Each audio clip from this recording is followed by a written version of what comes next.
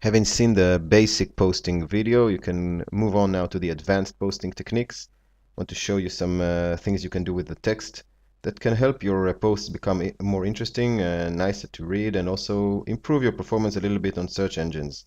So I have a new post. You already know how to launch a new post. And what I want to show you now is a completely new row that you can create from this button over here on the right. Looks like a couple of tables. You click on it and another row of numbers appears, a row of buttons, I'm sorry, appears.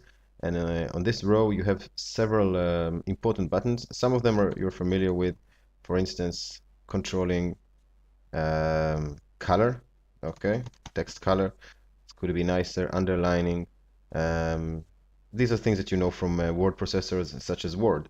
What I want to show you that is maybe unknown and it's important. For instance, the default mode is you always write in paragraph mode, but on Google and on HTML, there's something that's called an H1, H2 headings, which get higher rankings and more visibility on Google. So for instance, if I want to decide that this row is the most important one in it has to be on hierarchy. You cannot decide that the 17th row is the heading 1. It has to be the first one.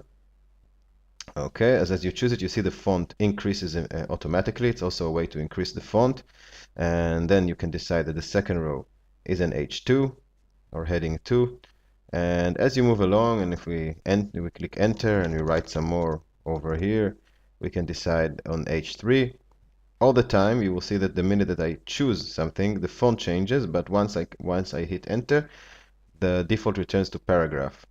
And then we have H1, H2, H3, paragraph. It's just better writing.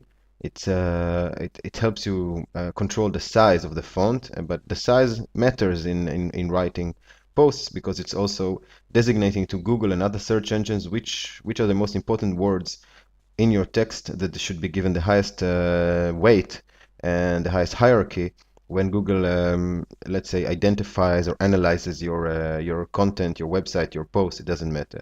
So this is just a nice little trick, nice small trick that you can use when you write a post to make it a little bit more interesting. And of course, at the end of the day, you all remember publish, but before we publish, we choose a category, and before we choose a category, we add tags, and that's the best way to manage your posts and make them a little bit more advanced and interesting.